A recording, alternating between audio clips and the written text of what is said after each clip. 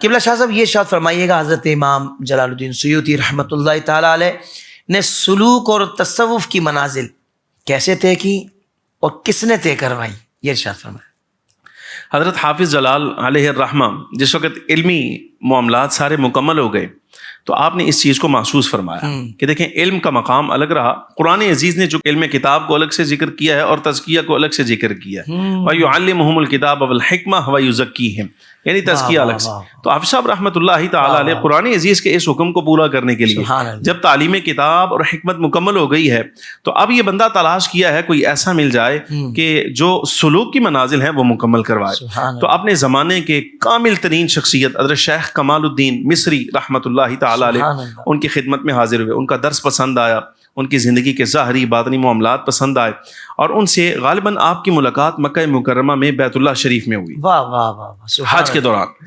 تو اس وقت ان سے ملاقات بھی کی اور انہوں نے شیخ کمال الدین مصری رحمۃ اللہ تعالی علیہ نے انہیں اپنی طریق سے جو وظائف وغیرہ تھے، اذکار تھے، ان کی اجازت بھی دی، ساتھ خلیفہ بھی اپنا بنایا، یعنی مرید کر کے بیعت کر کے تو اپنا خرقہ دے کر انہیں اپنا خلیفہ بنایا اور آگے اجازت بھی دے دی۔ اور اس کے بعد حضرت شیخ رحمۃ اللہ تعالی علیہ ان منازل کو طے کرتے کرتے مزید اللہ تبارک و تعالی جل وعلا کے قرب کی طرف ہی بڑھے۔ حضرت حافظ جلال الدین سیوطی رحمۃ اللہ تعالی علیہ کی عبادات اور ریاضات، کیونکہ ایک کانسیپٹ یہ بھی ہے کہ بھائی ایک علمی شخصیت ہے تو وہ تو پڑھنے پڑھانے میں ان کا ٹائم پورا ہو جاتا ہوگا، عبادت کا کہاں، مطلب فرائض تو ادا کرنے ہی کرنے ہیں، وہ تو کرتے ہی ہیں، لیکن دیگر جو عبادات اور ریاضات ہوتی ہیں اس پر شاید اتنا وقت نہیں ملتا ہوگا۔ اس بارے میں حضرت کی کیا روٹین تھی، کیا معمولات تھے؟ جو آپ نے عبادت ریاضت کی میں اس کے بارے میں بھی کہوں گا ناظرین کا، یا بعض علماء ہمارے ایسے ہیں اللہ تعالیٰ معاف فرمائے محفوظ رکھے،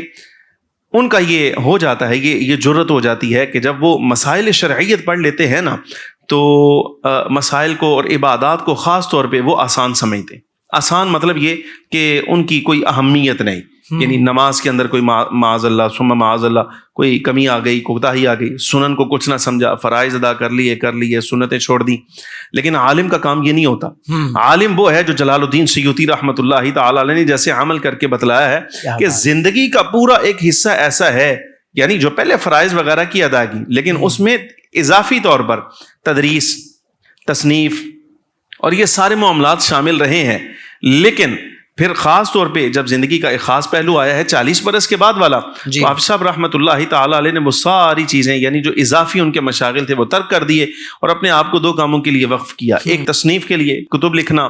اور مسائل کا حل کرنا، اور دوسرا رضائے الہی کے لیے عبادت کرنا، خلوت نشینی اختیار کرنا۔ سبحان اللہ۔ ایسا تو نہیں ہے کہ آپ صاحب رحمۃ اللہ تعالی علیہ اگر خلوت میں ہے تو صرف نیرا کتابیں لکھنے کا کام کر رہے ہیں، نہ، وہ کتابیں بھی لکھ رہے ہیں اور رضائے الہی کے لیے اس وقت عبادت میں بھی مصروف ہیں۔ سوشل میڈیا پر اسلام کی صحیح تعلیمات جاننے کے لیے ابھی حافظ سائر قادری کا نیا YouTube channel Islamic digital studio subscribe کر لیں، اور ہاں نوٹیفیکیشن بیل آئیکن کو بھی پریس کر لیں تاکہ ہماری نئی ویڈیوز آپ تک بر وقت پہنچ سکیں۔